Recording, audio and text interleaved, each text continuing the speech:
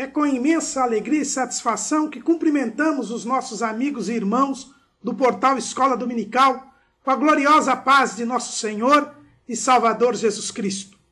Estamos mais uma vez nesta pré-aula, esta aula prévia que nós temos disponibilizado aos nossos amigos e irmãos do portal Escola Dominical, para que desde o início da semana os irmãos possam preparar a sua aula da Escola Bíblica Dominical. O bom professor da Escola Bíblica Dominical prepara a sua aula desde segunda-feira e por isso nós estamos disponibilizando esta aula prévia.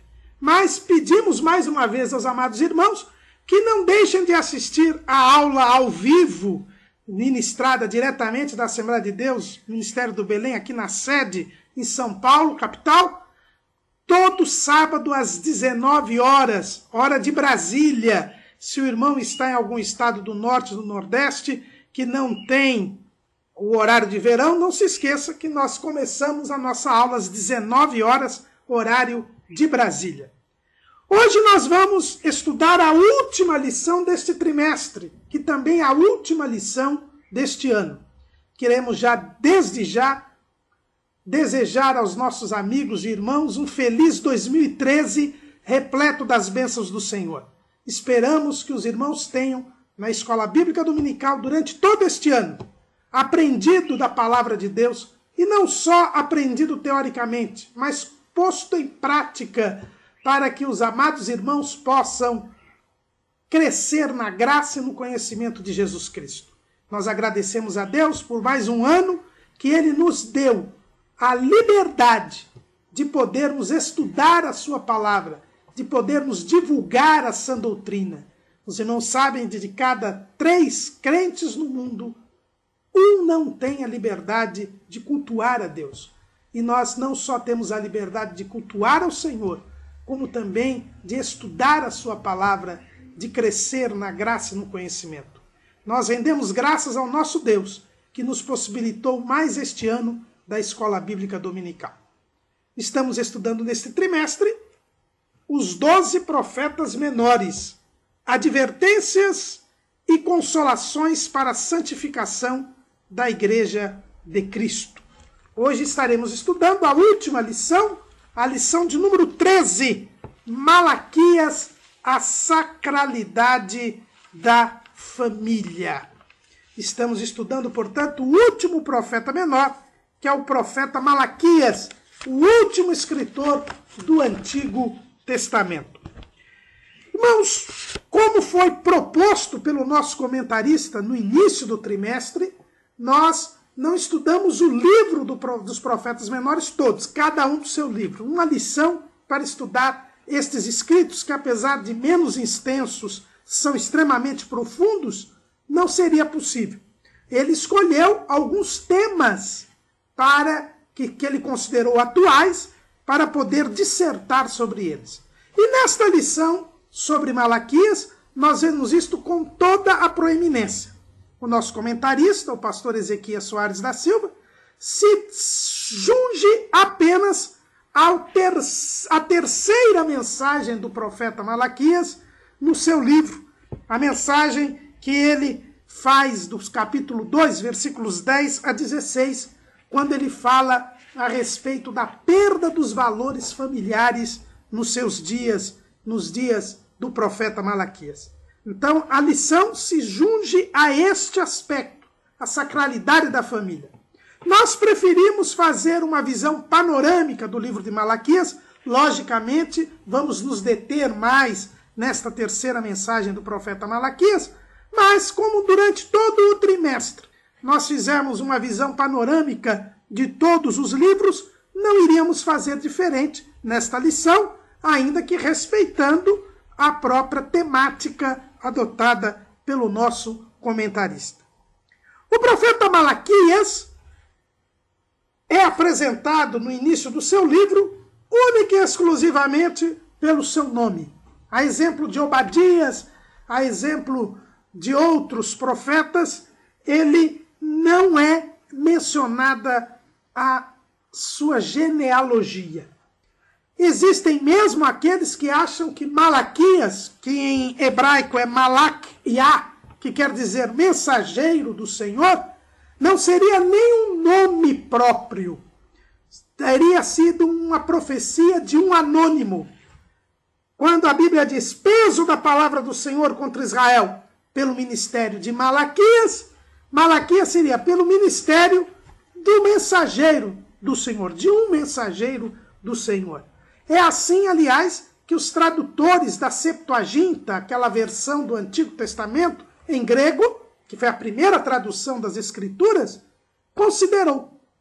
Lá no original da versão grega da Septuaginta, está escrito palavra do Senhor contra Israel pelo ministério de seu mensageiro.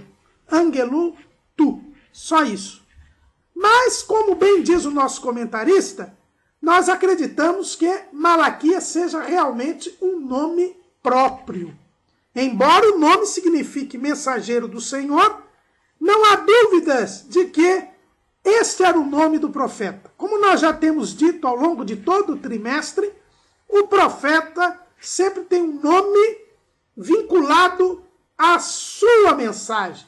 E Malaquias foi levantado por Deus, mais ou menos 100 anos depois de Neemias e de Esdras, para alertar o povo quanto ao indiferentismo espiritual, quanto ao formalismo religioso, dando uma última oportunidade para o povo, antes que Deus, diante da indiferença do povo, também se fizesse indiferente e se calasse. Infelizmente, o povo não ouviu a mensagem de Malaquias. E depois de Malaquias, Deus ficou calado, não levantou nenhum profeta durante cerca de 400 anos. Depois de Malaquias, Deus só vai levantar um novo profeta com João Batista, pouco antes do início do ministério de nosso Senhor e Salvador Jesus Cristo. O povo tinha voltado do cativeiro, mas tinha sido indiferente. Deus havia levantado Ageu e Zacarias para que o povo retomasse a reconstrução do templo, para que o povo voltasse a pensar nas coisas de Deus. 70 anos depois de Ageu e Zacarias, Deus levanta Esdras e levanta Neemias, para que o povo voltasse a estudar a lei do Senhor, para que o povo voltasse a dar atenção às coisas de Deus, para que o povo se separasse dos povos que estavam à sua volta. Com Neemias, Jerusalém, inclusive, é reconstruída e volta a ser habitada e volta a ser a capital de Judá. Mas, mais ou menos 100 anos depois de Esdras e Neemias, o povo tinha retornado à sua situação de indiferença. O povo tinha voltado a dar as costas ao Senhor. O povo tinha voltado a pensar unicamente nas coisas desta vida e estava distante de Deus. A tal ponto que os sacerdotes achavam que o serviço do templo, o serviço de ofertas e sacrifícios era uma canseira. A tal ponto que os sacerdotes achavam que servir a Deus era inútil, porque muitos ímpios e muitos soberbos estavam ricos, tinham prosperidade material, e eles achavam que isto era mais importante do que servir a Deus. É neste clima de indiferença, é neste clima de formalismo religioso, de um automatismo religioso, de uma falta completa de amor para com Deus, que Deus levanta o profeta Malaquias, com mensagens duras, chamando a atenção do povo, para que o povo voltasse a servir a Deus com amor, com dedicação, com devoção, para que não viesse a sofrer a maldição, para que o povo se lembrasse da lei de Moisés, antes que viesse o dia do Senhor. Mas, infelizmente, o povo não ouviu a voz de Deus através do profeta Malaquias. E por isso, acabou Deus também se fazendo indiferente para com o povo e se calando durante cerca de 400 anos. pelo próprio teor da mensagem de Malaquias, entendemos que ele é, como dissemos, posterior a Esdras e Neemias, cerca de 100 anos depois do ministério destes dois grandes homens de Deus, que foram usados pelo Senhor para a reconstrução da nação judaica depois do cativeiro. Alguns comentaristas, alguns estudiosos da Bíblia, acham que Malaquias foi levantado naquele período em que Neemias retornou para a Pérsia até que ele conseguisse nova licença do rei para voltar. Quando então ele encontrou uma série de desmandos, uma série de abusos.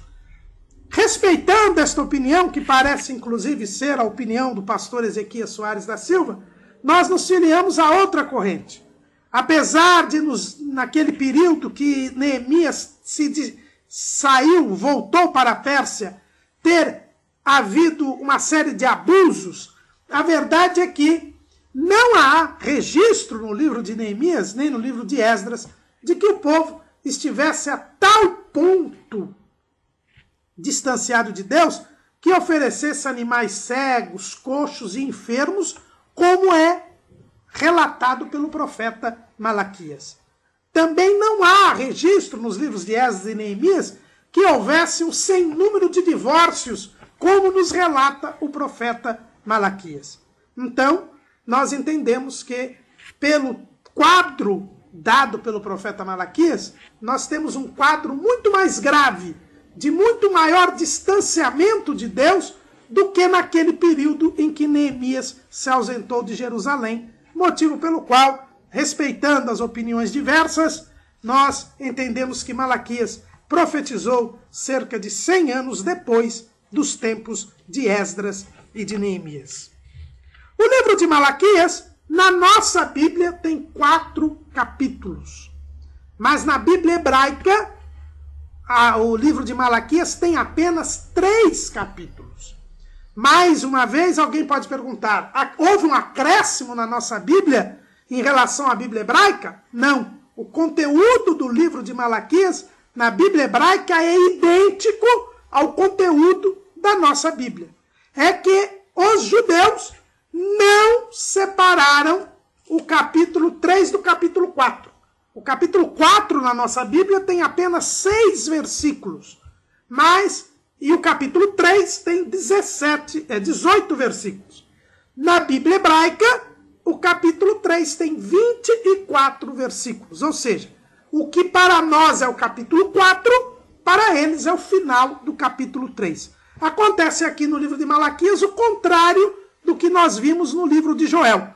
No livro de Joel, o final do capítulo 2, os judeus colocaram como capítulo 3. E o nosso capítulo 3 virou capítulo 4. Lá eles dividiram um capítulo em 2. Aqui eles juntaram 2 capítulos nossos em apenas um capítulo.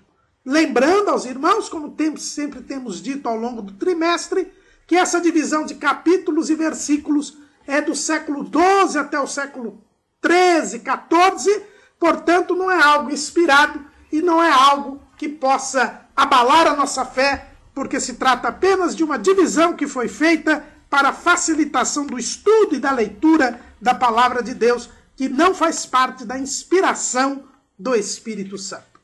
O livro do profeta Malaquias pode ser dividido, não é, em 2 partes. O setor de educação cristã divide o livro de Malaquias em 2 partes. A primeira, que seria a mensagem do Senhor, que vai do capítulo 1 até o capítulo 3, versículo 18, que é os 3 primeiros capítulos. E a segunda parte, que seria o dia do Senhor, que é o que consta no 4º capítulo do livro de Malaquias. Então, aquilo que nós consideramos o capítulo 4 do livro de Malaquias seria a segunda parte do livro, quando o profeta falaria do dia do Senhor. Mais uma vez, mais um profeta menor que nos fala do dia do Senhor. E a primeira parte seriam as mensagens que Malaquias deu para o povo. Seriam as 6 mensagens. Nós, no nosso esboço, dividimos o livro em 7 partes. Cada uma das 6 mensagens e, por fim, a conclusão, que é a descrição do dia do Senhor por parte do profeta Malaquias.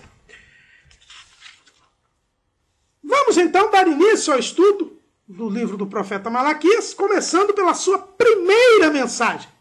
E a primeira mensagem que Malaquias traz nos faz lembrar o primeiro profeta menor que nós estudamos, que é o profeta Oséias.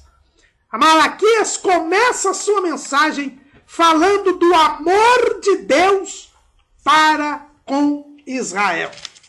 Deus estava mostrando ao povo que aquela indiferença que o povo estava tendo em relação a ele era injusta e desarrazoada.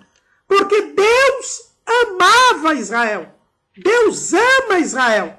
E Israel deveria ser grato a Deus por este amor. E este amor de Deus para Israel era um amor incondicional. O próprio profeta Malaquias diz que Deus amou a Jacó antes que Jacó nascesse. Deus amou a Jacó e aborreceu a Esaú. No ventre de Rebeca, ambos lutavam. E Deus escolheu Jacó e não escolheu Esaú. O apóstolo Paulo diz na sua carta aos Romanos, no capítulo 9, que a escolha de Deus por Jacó é fruto da sua soberania. Como Deus é o Criador e o Senhor de todas as coisas, Ele pode escolher amar um ou não amar o outro. Ele tem a escolha soberana. Ele é o dono de todas as coisas. E nós, irmãos, devemos apenas ser gratos a Deus, porque fomos alvo do seu amor e da sua escolha. Assim como Israel foi escolhido, nós também fomos escolhidos. É o que disse o Senhor Jesus, lá no Evangelho segundo escreveu João, capítulo 15, versículo 16. Não me escolhestes vós a mim, mas eu vos escolhi a vós, e vos nomeei, para que vades e deis fruto, e o vosso fruto permaneça. Assim como Deus nos escolheu, Deus havia escolhido Israel, e havia nomeado Israel para ser reino sacerdotal e povo santo, para ser a propriedade peculiar de Deus entre os povos. E é por isso que a Israel deveria ser grato a Deus, deveria ser agradecido a Deus, reconhecer que Deus, na sua infinita graça e misericórdia, estendeu a sua mão e escolheu a Israel para que fosse seu povo. Embora Israel não merecesse, embora Israel não fosse perfeito, embora Israel não valesse nada, Deus o havia escolhido. E isto era suficiente para que Israel desse o seu fruto, para que Israel fosse uma nação grata a Deus, uma nação que adorasse a Deus, que buscasse a Deus, porque Deus havia provado que a havia amado.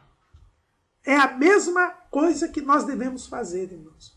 Nós devemos ser gratos a Deus, devemos ser obedientes e tementes ao Senhor, porque Ele nos escolheu. Não fomos nós que o escolhemos, mas foi Ele que nos escolheu. E nos escolheu para quê? Para que nós demos fruto e o nosso fruto permaneça. O irmão tem dado fruto? O irmão tem verdadeiramente correspondido a este amor de Deus que nos escolheu? O povo não podia ser indiferente a Deus, porque Deus não tinha sido indiferente para com ele. Deus o havia amado.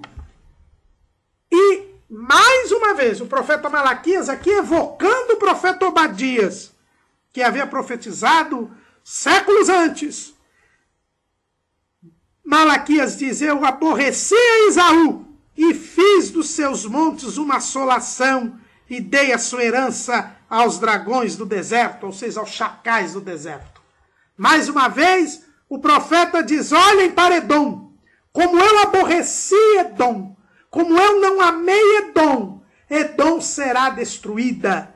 Mas eu amo vocês, e é por isso que eu não destruo vocês. Não é porque vocês sejam bons, não é porque vocês estejam me agradando, mas é porque eu os amei. Irmãos, não achemos que somos super crentes. Não achemos que somos melhores do que os outros. Porque é a misericórdia do Senhor a razão de nós não sermos consumidos. Porque Deus nos amou. Porque Deus nos escolheu. Ele tem nos dado esta oportunidade de podermos cultuá-lo, de podermos adorá-lo, de podermos servi-lo. É um grande privilégio ser amado, ser escolhido por Deus. Israel, porém, não dava valor a essa escolha. A segunda mensagem que o profeta Malaquias dá é a mensagem referente aos pecados dos sacerdotes. Os sacerdotes, que eram aqueles que deveriam oferecer os sacrifícios a Deus, ser os intermediadores entre Deus e o povo de Israel, eles estavam em pecado. Eles eram indiferentes a Deus. Estavam oferecendo coisa imunda a Deus. A Bíblia diz, e o profeta Malaquias fala, que ele era desprezado. Deus era desprezado pelos sacerdotes. Por quê? Porque eles profanaram o altar do Senhor. Porque ofereciam animal cego, animal coxo, animal enfermo. Porque ofereciam pão imundo diante de Deus. E achavam que não tinha importância nenhuma. E achavam que estavam fazendo um favor para Deus. Quando, na verdade, Deus diz, olha, eu não aceito esta oferta. Eu não aceito, eu abomino isto que vocês estão fazendo. Eu amei a vocês, eu escolhi vocês. E vocês me oferecem animal coxo, animal cego, animal enfermo e pão imundo. Vocês estão profanando o meu altar. E por causa disto, eu vou lançar sobre vocês a maldição. Deus, irmãos, não aceita qualquer coisa em adoração. Deus não aceita um culto automático, formalista. Deus quer que nós apresentemos a Ele uma oferta pura. O apóstolo Paulo nos diz que nós temos que apresentar a Deus o nosso culto racional, que é o sacrifício vivo, santo e agradável a Deus. Mas há muita gente hoje que está como os sacerdotes dos dias de Malaquias. Estão oferecendo o que é vil para o Senhor. O coxo, o enfermo, o cego, o pão imundo. Irmãos, hoje muitas pessoas são irreverentes na casa do Senhor. Vão à casa do Senhor de qualquer maneira. Não pedem perdão pelos seus pecados. Vivem pecando. Querem cultuar a Deus com as mãos sujas de pecados. No lamaçal do pecado. Vivendo uma vida de perdição, uma vida mundana, e vão à igreja, e vão ali à presença do Senhor, achando que estão fazendo um favor para Deus. Mas o Senhor diz, eu não aceito a vossa oblação, eu não tenho prazer em vós. Deus quer uma oferta pura. Deus não atenta para qualquer oferta, irmãos. Deus não atenta para qualquer culto. Desde o primeiro registro de um culto a Deus na Bíblia, quando Caim e Abel ofertaram ao Senhor, a Bíblia diz que Deus atentou para a oferta de Abel, mas não atentou para a oferta de Caim. Deus não aceita qualquer coisa. Nós temos que nos apresentar diante dele, em primeiro lugar em santidade, porque Deus quer um sacrifício santo. Mas ele também quer um sacrifício vivo. Ou seja, nós temos que estar em comunhão com Ele, porque vida é comunhão com Deus. Precisamos estar cheios do Espírito de Deus, precisamos estar livres do pecado, precisamos estar fazendo a vontade de Deus, para que Deus possa aceitar o nosso culto. E esse sacrifício tem que ser agradável a Deus. Nós temos que dar o nosso melhor para Deus. Nós temos que nos negar a nós mesmos para fazer a vontade de Deus. Qual é o culto que o irmão está oferecendo ao Senhor? Será que o Senhor está respondendo ao seu culto como mandou responder ao povo judeu pelo profeta Malaquias? Será que ele está dizendo, eu não tenho prazer em vós? Será que ele está dizendo, não aceitarei da vossa mão a oblação? A mesa do Senhor não é impura, irmãos. Nem o seu produto, a sua comida é desprezível. Como estamos cultuando a Deus? Que tipo de louvor estamos oferecendo ao Senhor? Será que estamos oferecendo música mundana, música profana, com uma ou outra letra parecida com o que diz a Bíblia? Será que estamos oferecendo a Deus um louvor com ritmos musicais que servem para sensualidade? Será que estamos oferecendo a Deus danças sensuais? Será que estamos oferecendo a Deus pão imundo? Será que estamos sendo reverentes ao Senhor, tendo uma vida compatível com aquilo que falamos? Deus não aceita a oferta impura. Deus não aceita a oferta imunda. Deus diz, capítulo 2, versículo 1, amaldiçoarei as vossas bênçãos e já as tenho amaldiçoado, porque vós não pondes isto no coração. Não adianta buscar a Deus se nós não o buscarmos de todo o coração. Não adianta buscarmos a Deus com meras formalidades, com meros rituais. Deus levanta Malaquias para dizer que Deus abominava aquele culto automático e formal, aquele culto impuro, aquele culto profano. Deus diz que o seu concerto era de vida e de paz, e não um concerto de iniquidade. Deus exige dos seus sacerdotes que se apartem da iniquidade. Estas são as palavras de Malaquias na sua segunda mensagem. A terceira mensagem de Malaquias diz respeito aos pecados, não só dos sacerdotes, mas de toda a comunidade. Diz respeito à vida familiar. E é aqui que nós iremos nos deter um pouco mais, tendo em vista que é o tema escolhido pelo nosso comentarista para tratar do livro do profeta Malaquias. A primeira coisa que nós percebemos é que quando o profeta vai iniciar a sua fala a respeito da vida familiar desmantelada dos judeus nos seus dias, ele começa dizendo, capítulo 2, versículo 10, não temos nós todos o mesmo Pai? Não nos criou um mesmo Deus? Por que seremos desleais uns para com os outros, profanando o concerto de nossos pais? Irmãos, o profeta Malaquias coloca a questão da família no seu devido lugar. A família foi criada por Deus. É uma instituição divina, feita para que seja um ambiente adequado para que o homem cumpra o seu propósito na face da terra. Quando Deus criou o homem com um propósito. Lá em Gênesis, capítulo 1, versículo 27, a Bíblia diz assim, e criou Deus o homem à sua imagem, a imagem de Deus o criou, macho e fêmea os criou. E Deus os abençoou, e Deus lhes disse, frutificai e multiplicai-vos, e enchei a terra e sujeitai-a, e dominai sobre os peixes do mar, e sobre as aves dos céus, e sobre todo animal que se move sobre a terra. Deus criou o homem para que ele frutificasse, para que ele se multiplicasse, para que ele enchesse a terra e para que ele dominasse a criação terrena. Mas para que ele pudesse cumprir este propósito, Deus criou macho e fêmea. Deus criou a família. Sem a família, o homem não poderia frutificar.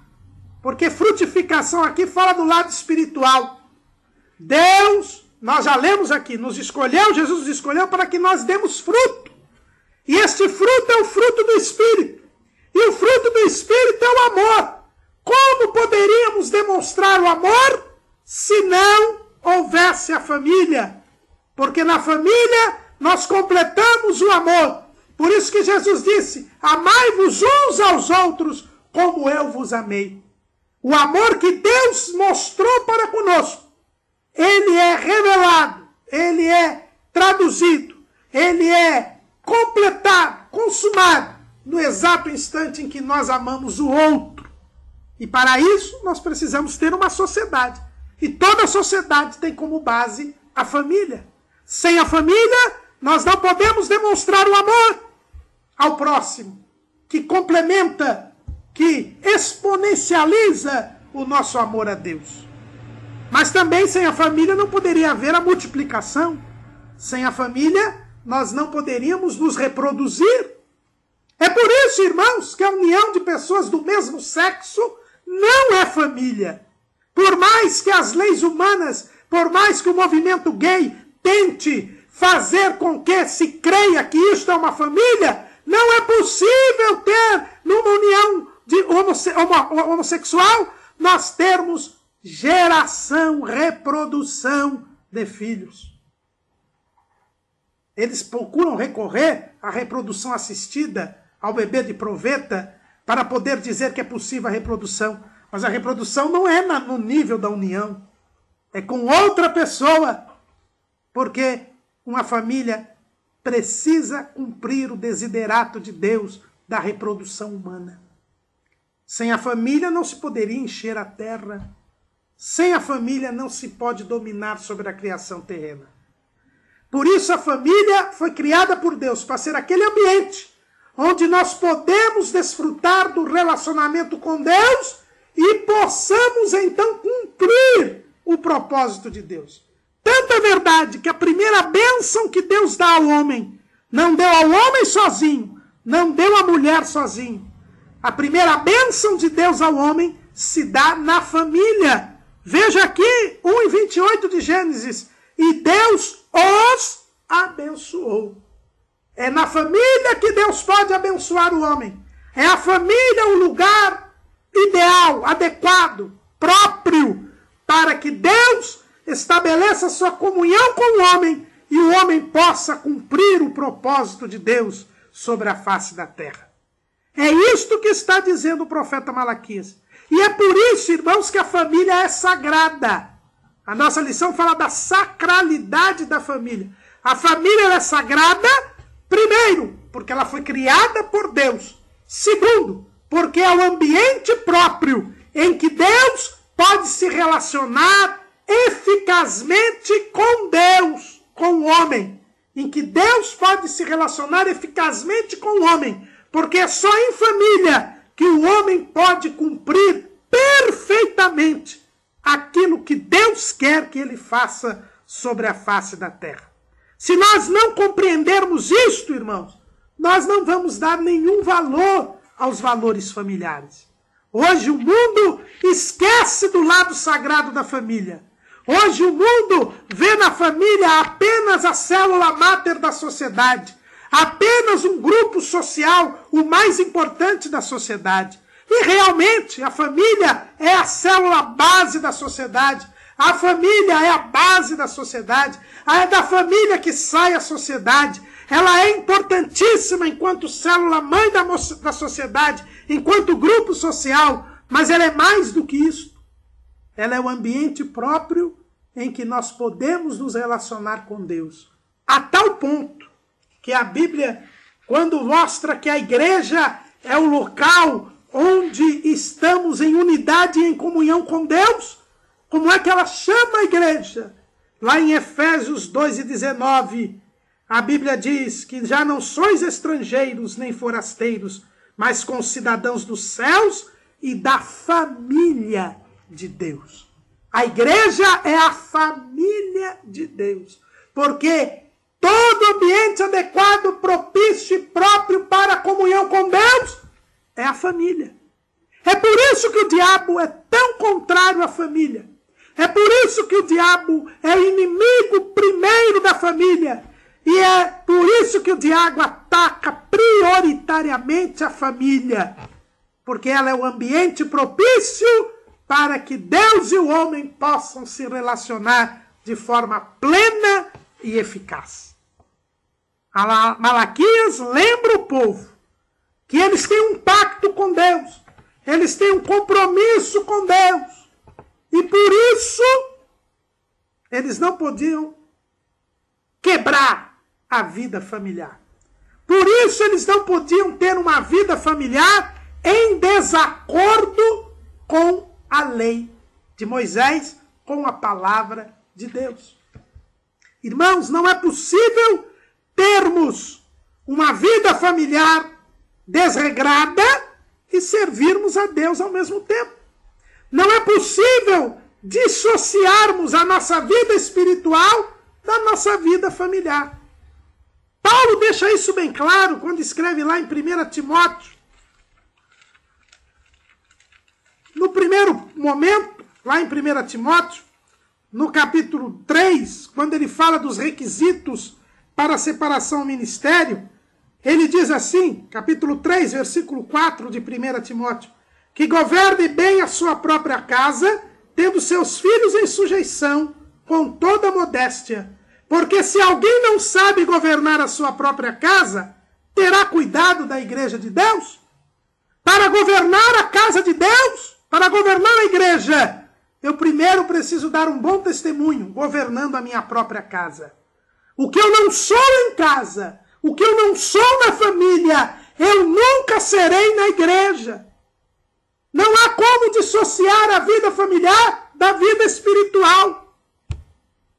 Mas ainda nesta carta a Timóteo, Paulo ele é mais duro ainda. No capítulo 5, no versículo 8, ele diz assim, mas se alguém não tem cuidado dos seus, e principalmente dos da sua família, negou a fé e é pior do que o infiel. Não é possível eu não ter uma vida familiar de acordo com a palavra de Deus, de acordo com o modelo bíblico, e dizer que eu sou salvo, e dizer que eu sou fiel a Deus. A minha fidelidade a Deus depende da minha vida familiar. Isso é sério, irmãos. É por isso que muitos crentes hoje estão fracassados. É por isso que muitas igrejas locais hoje estão fracassadas. Por quê? Porque as suas vidas familiares são fracassadas. Porque as suas vidas familiares não correspondem ao que manda a palavra de Deus. E se eles têm uma vida familiar que não corresponde à vontade de Deus, são piores do que os infiéis. Não são salvos. Não são verdadeiros servos de Deus. Para que nós sejamos servos do Senhor, nós precisamos ter uma vida familiar que esteja de acordo com a palavra de Deus. Mas o profeta Malaquias diz que havia deslealdade na vida familiar. O original aqui, o nosso comentarista diz que o original aqui para deslealdade é a palavra bagad, que quer dizer agir traiçoeiramente, agir com infidelidade. Eles eram desleais na sua vida familiar. E eram desleais por dois motivos. O primeiro motivo é porque eles se casavam com estrangeiros. Um dos grandes males do período pós-exílico, do período depois do cativeiro, foram os casamentos mistos. Era um problema que não era tão grave antes do cativeiro. Antes do cativeiro nós tínhamos a idolatria. Mas depois do cativeiro nós temos os casamentos mistos. A lei de Moisés mandava que os povos de Israel não se casassem com os povos que viviam à sua volta. É o que nós vemos lá em Êxodo, capítulo 34.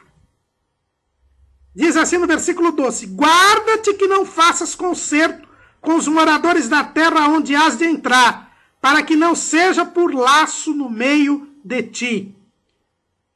Versículo 15, para que não faças concerto com os moradores da terra, e não se prostituam após os seus deuses, nem sacrifiquem aos seus deuses, e tu, convidado deles, comas dos seus sacrifícios, e tomes mulheres das suas filhas para os teus filhos e suas filhas, prostituindo-se após os seus deuses. Façam que também teus filhos se prostituam após os seus deuses.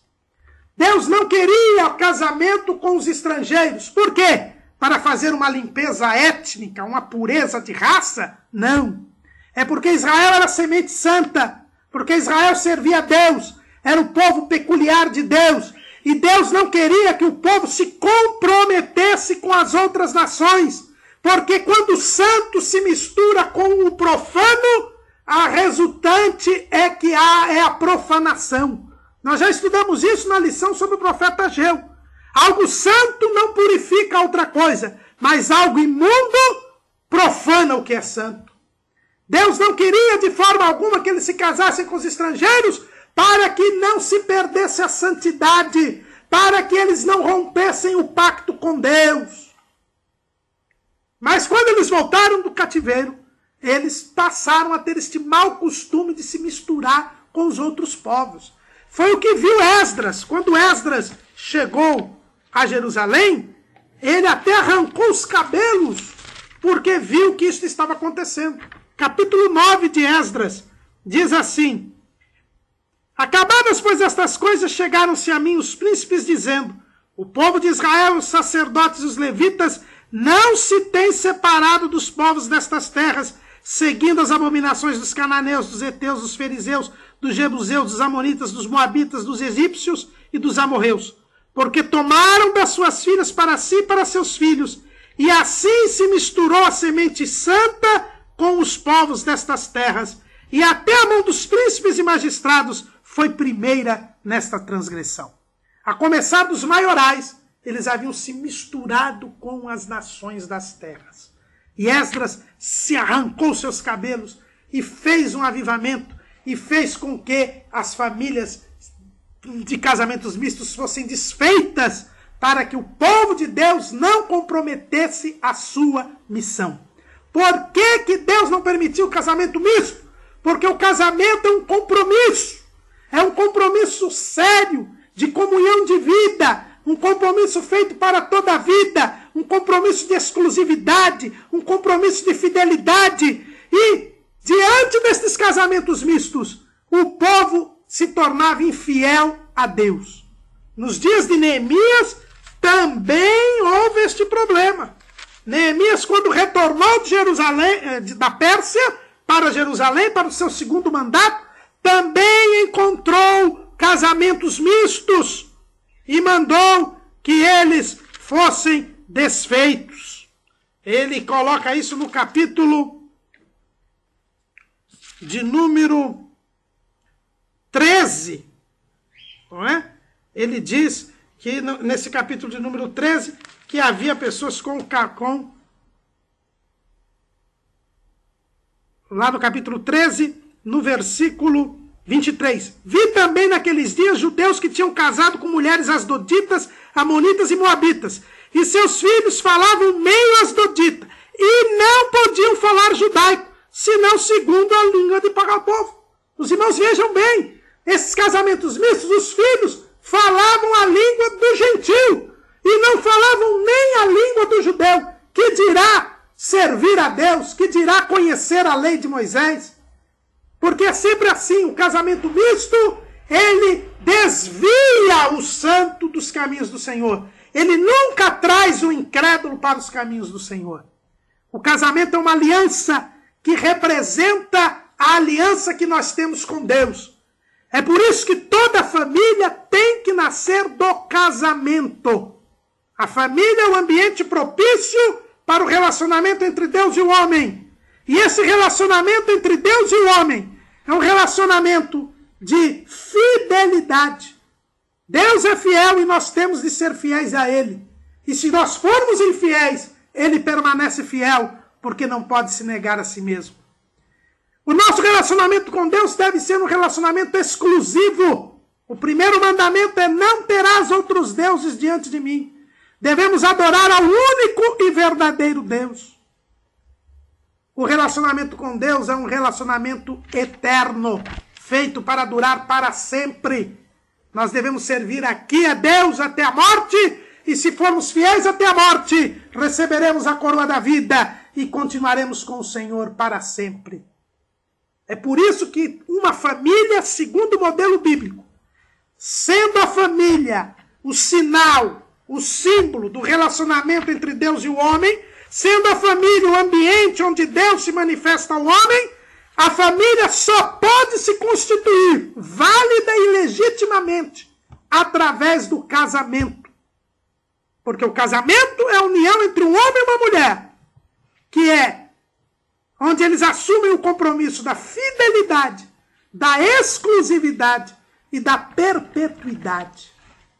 Por isso, irmãos, ser amigado, ter amante, não é formar família, segundo o modelo bíblico.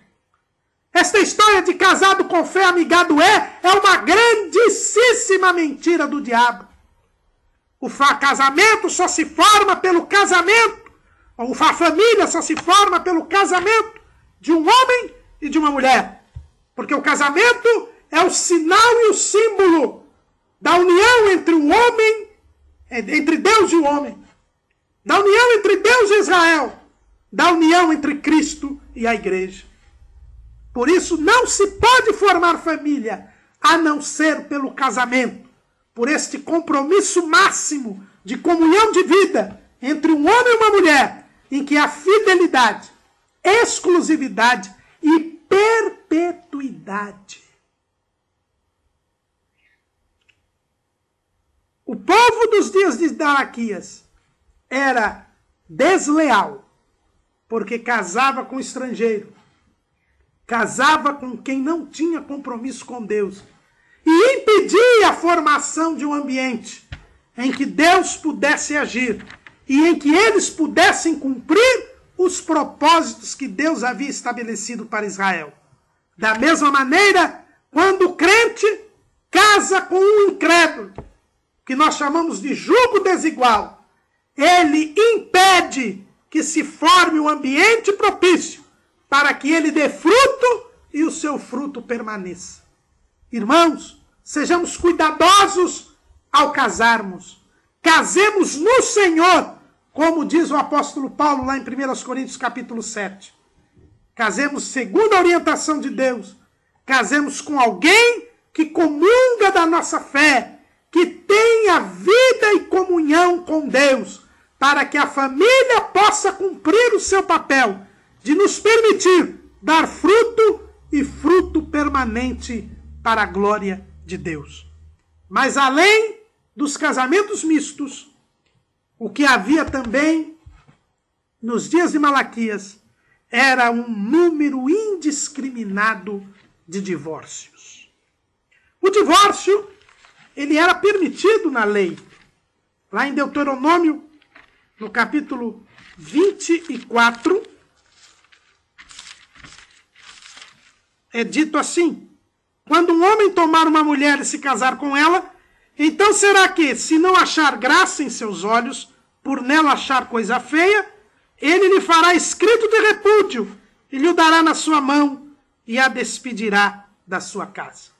A lei de Moisés previa o divórcio, mas o Senhor Jesus disse que isto foi incluído na lei por causa da dureza dos corações dos israelitas.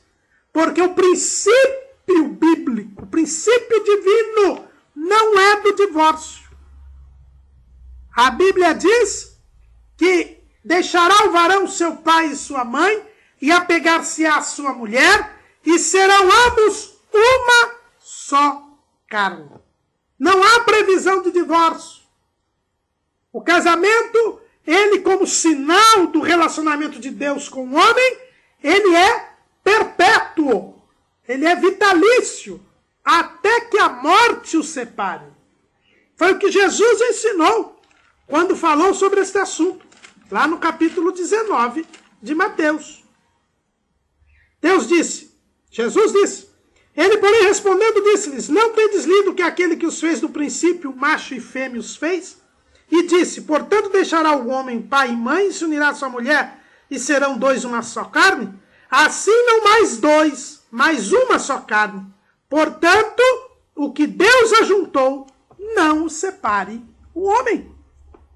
O casamento é feito para toda a vida. Não é eterno, como dizem os mormons. Porque o casamento é uma realidade terrena.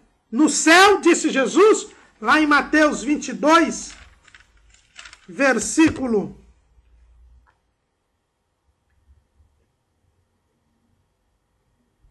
29. Jesus, porém, respondendo, disse-lhes: errais não conhecendo as Escrituras, nem o poder de Deus, porque na ressurreição nem casam, nem são dados em casamento, mas serão como os anjos de Deus no céu.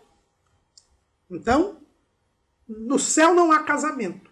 Por isso é que a morte dá fim ao casamento. É algo de uma realidade terrena, mas é algo até a morte. Mas, naqueles dias, a Bíblia diz que quando ofereciam o sacrifício para Deus, o altar estava coberto das lágrimas, dos choros e dos gemidos das mulheres que eram abandonadas, das mulheres que eram repudiadas por causa do divórcio. Mais uma vez aqui, irmãos, o profeta Malaquias mostra com absoluta clareza que a vida familiar não pode ser dissociada da vida espiritual.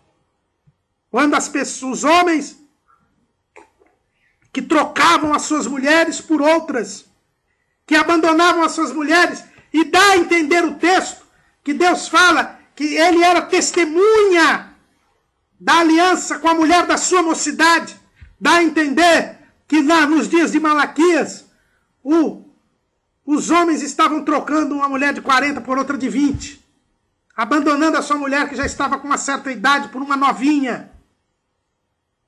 A Bíblia diz que Deus era testemunha da aliança que tinha sido firmada no casamento. Meu irmão, quando eu e você nos casamos, Deus se faz testemunha dos compromissos que nós assumimos.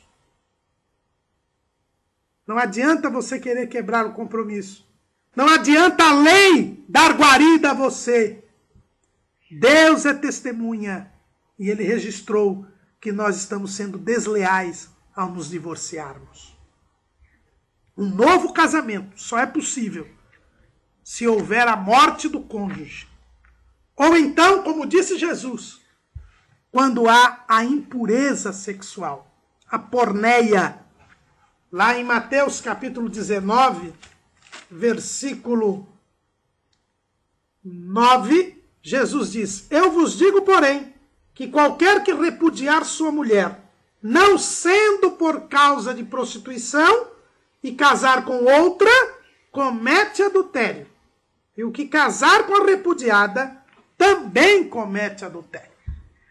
Jesus diz, olha, a não ser a morte e a porneia, que essa palavra prostituição no original grego quer dizer porneia.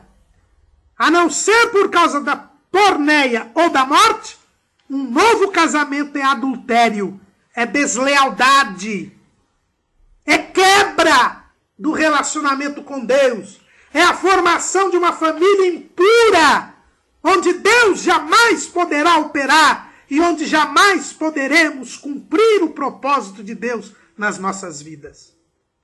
Mas por que, irmão Caramuru, a porneia permite a dissolução do vínculo matrimonial?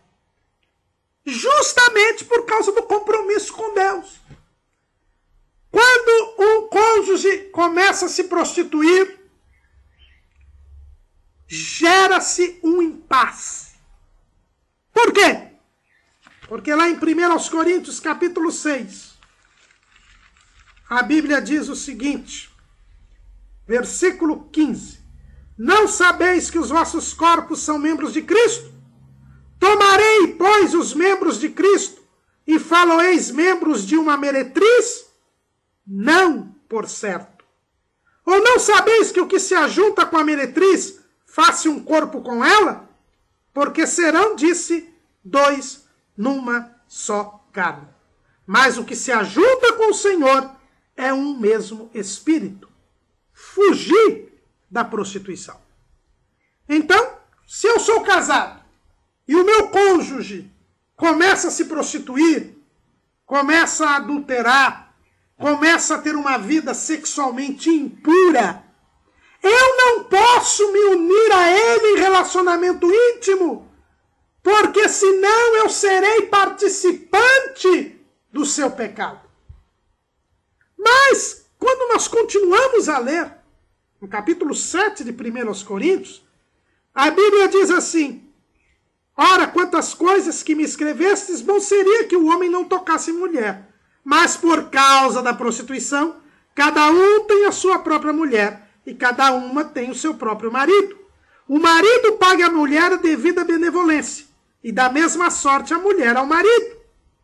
Versículo 5. Não vos defraudeis um ao outro, senão por consentimento mútuo por algum tempo, para vos aplicardes à oração, e depois ajuntai-vos outra vez, para que Satanás vos não tente pela vossa incontinência. Ou seja, quando nós somos casados, nós temos que manter o relacionamento íntimo continuadamente. Não podemos parar de ter o relacionamento íntimo, a não ser por algum tempo para nos aplicarmos à oração.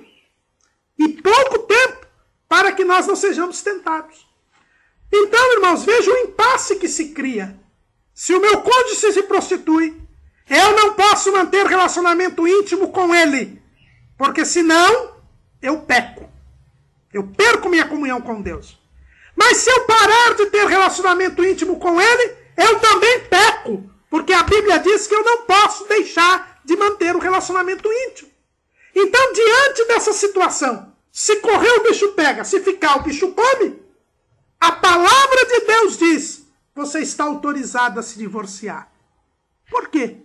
Se o cônjuge não quer mudar aquela vida, se o cônjuge rejeita voltar a ser santo, se ele quer ter uma vida de prostituição, eu não posso ser obrigado a pecar. E se eu mantiver relacionamento com ele, estarei pecando.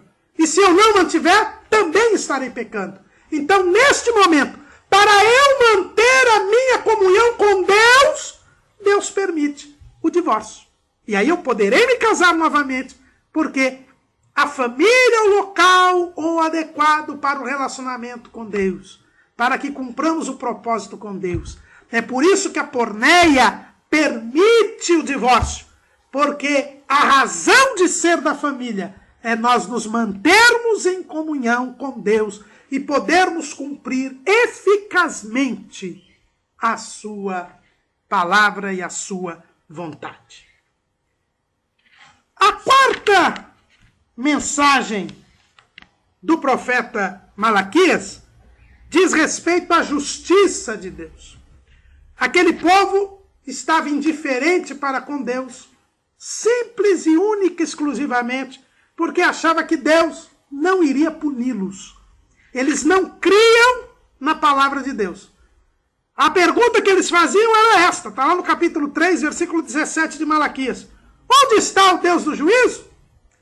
E Malaquias diz que viria o dia em que Deus iria castigar os impenitentes. Mais uma vez, o Senhor fala do dia do Senhor. No capítulo 3, versículo 1, o profeta Malaquias diz: eis que eu envio o meu anjo que preparará o caminho diante de mim, e de repente virá ao seu templo o Senhor, a quem vós buscais, o anjo do concerto, a quem vós desejais. Eis que vem, diz o Senhor dos exércitos. Mas quem suportará o dia da sua vinda? E quem subsistirá quando ele aparecer? Deus viria castigar os impenitentes. Irmãos, não achemos que Deus não age. Durante todo este trimestre nós falamos no profeta Oséias, no profeta Joel, no profeta Miqueias, no profeta Naum, no profeta Obadias, no profeta Sofonias, no profeta Zacarias. Todos eles falam do dia do Senhor. Malaquias também fala. Vai chegar o dia em que Deus vai acertar as contas com o ser humano. Por isso, não duvide da justiça de Deus. Não abuse da misericórdia de Deus. E o profeta ainda dizia: eu mandarei um mensageiro antes que o Senhor venha.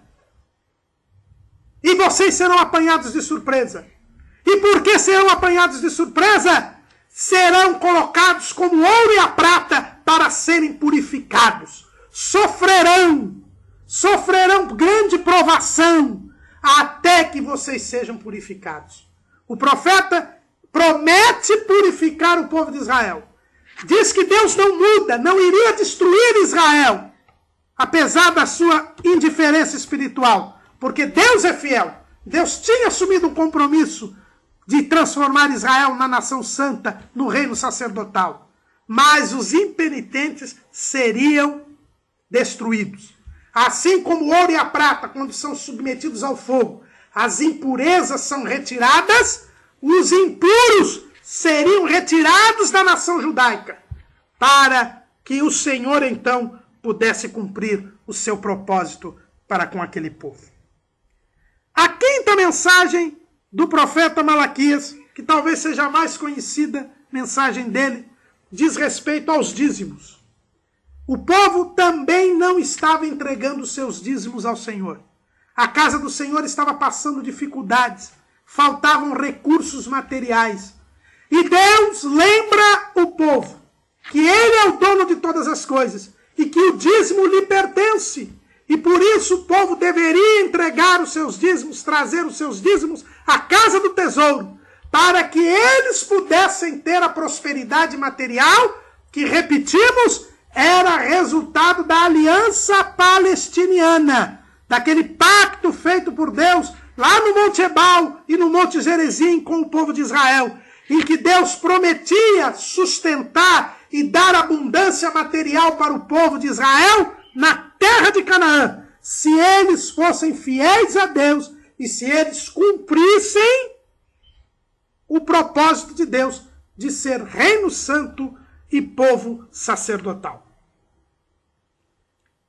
Portanto, esta profecia aqui a respeito dos dízimos, no que respeita à abundância material, diz respeito a Israel. Agora é verdade, para nós também, povo de Deus, nós também temos o dever de custear e de contribuir financeiramente para a obra de Deus. E Deus nos dará a abastança também. Não a prosperidade material prometida na terra de Canaã para Israel, mas o necessário para vivermos, porque é a nós que está a responsabilidade de darmos os recursos materiais necessários para que a obra de Deus seja feita. O dízimo é o reconhecimento que damos ao Senhor de que Ele é o dono de todas as coisas. E quem não é indiferente a Deus, reconhece o senhorio de Deus sobre o seu patrimônio. A sexta mensagem do profeta Malaquias diz respeito ao descuido com o serviço a Deus. Chegou o ponto dos sacerdotes dizerem, ou do povo em geral dizer, versículo 14 do capítulo 3 de Malaquias, inútil é servir a Deus. Que nos aproveitou termos cuidado em guardar os seus preceitos e andar de luto diante do Senhor dos Exércitos? Ora, pois, nós reputamos por bem-aventurados os soberbos. Também os que cometem impiedade se edificam. Sim, eles tentam ao Senhor e escapam. O povo achava que era inútil servir a Deus. Era uma canseira, um enfado servir a Deus. Por quê? Porque as pessoas que não serviam a Deus estavam bem na vida. Eram ricos, prósperos materialmente. Irmãos, este pensamento tem entrado na mente de muitos crentes nos dias de hoje. De que me adianta servir a Deus? De que me adianta fazer a obra de Deus? Se pessoas desqualificadas, pessoas que não são nem crentes, mas estão no meio da igreja, levam vantagem, tiram proveito, têm títulos, dirigem igrejas. Meus irmãos, o profeta Malaquias responde a estas pessoas dizendo, é no fim que nós vamos ver a diferença entre quem serve a Deus e quem não serve. A vida com Deus não é vista na dimensão horizontal, na dimensão terrena. Nós temos que olhar para além do horizonte. Nós temos que olhar para o céu, para a vida eterna. Quem serve a Deus irá desfrutar com Deus para sempre. Terá a vida eterna. O galardão não é nesta vida. O prêmio, o reconhecimento não é nesta vida. Por isso que Jesus disse lá em Apocalipse capítulo 22, no versículo 12. E eis que cedo venho, e o meu galardão está comigo, para dar a cada um segundo a sua obra. Irmãos, nós servimos a Deus aqui, não para termos reconhecimento, não para termos riquezas, mas para agradarmos a Deus, para mostrarmos a nossa gratidão porque Ele nos escolheu, porque Ele nos amou. E lá no fim nós veremos a diferença de quem serviu a Deus e de quem não serviu. O rico tinha uma vida regalada e o mendigo Lázaro, os cães lambiam as suas chagas. Mas depois da morte de cada um viu a diferença entre servir a Deus e não servir a Deus. O rico foi para um lugar de tormento, porque não observou a lei de Moisés, porque não guardou os mandamentos do Senhor. E o mendigo, ele estava no seio de Abraão, e de lá foi para o paraíso, depois da ressurreição de Cristo, depois da morte e ressurreição de Cristo, porque era fiel ao Senhor. É no fim que nós vamos ver a diferença entre quem serve a Deus e quem não serve. Por isso, nosso trabalho não é vão no Senhor. Por isso, sejamos firmes e constantes, sempre abundantes, como diz o apóstolo Paulo, no capítulo 15 da primeira carta aos Coríntios. E por fim, aquilo que o setor de educação cristã considerou ser a segunda parte do livro, que é o capítulo 4. Quando o profeta Malaquias, tendo falado sobre a diferença entre o servo e o ímpio, volta a falar sobre o dia do Senhor. E ele diz que neste dia do Senhor nascerá o sol da justiça para os tementes a Deus. Eles terão salvação da parte de Deus e crescerão como os bezerros do cevadouro. Mas para os soberbos e os que cometem a impiedade, este dia será como uma palha no forno. Será o dia em que eles serão queimados pelo fogo eterno. É o dia em que serão lançados no lago do fogo e de enxofre. No dia em que os ímpios serão pisados pelo Senhor. E o profeta diz, diante disto, povo do meu tempo, lembrem-se da lei de Moisés. E nós podemos dizer hoje, povo da igreja, lembre-se do Evangelho, lembre-se da palavra de Deus. Sejamos fiéis ao Senhor, para que o dia do Senhor não seja para nós como palha dentro do forno. Ao contrário, que seja o dia do nascimento do sol da justiça. E o profeta Malaquias diz, lembrem-se da lei de Moisés, porque eu vou vos enviar o profeta Elias, antes que a terra vos fira com maldição. Já antevendo a recusa à sua mensagem, Malaquias anuncia que antes que Deus lançasse a maldição sobre Israel, por ter rejeitado o Messias, viria Elias. E Jesus diz quem é este Elias. É João Batista. Viria João Batista preparando o caminho do Senhor, para que o Messias viesse e trouxesse a mensagem de salvação. Mas Israel rejeitou. Não aceitou a Jesus. E por isso a terra foi ferida com maldição. Eles foram expulsos da Palestina. E só retornaram a partir do início do século XX e ainda não totalmente. Alguns estudiosos entendem também que esta mensagem tem seu cumprimento pleno na grande tribulação, quando as duas testemunhas virão para pregar contra o anticristo. E Israel sofrerá, naqueles 3 anos e meio, depois da morte das duas testemunhas, sofrerá a angústia de Jacó para poder se purificar e se converter e receber as bênçãos de Deus, para que o sol da justiça possa nascer sobre eles, já que, como disse o profeta Malaquias, Deus não irá permitir a destruição de Israel. Será que nós estamos preparados para o dia do Senhor? Este tema tão recorrente nesse trimestre? Será que nossa vida familiar corresponde àquilo que Deus quer, e se não corresponder, não temos vida espiritual. É interessante que quando fala da atuação de Elias, ou seja, de João Batista,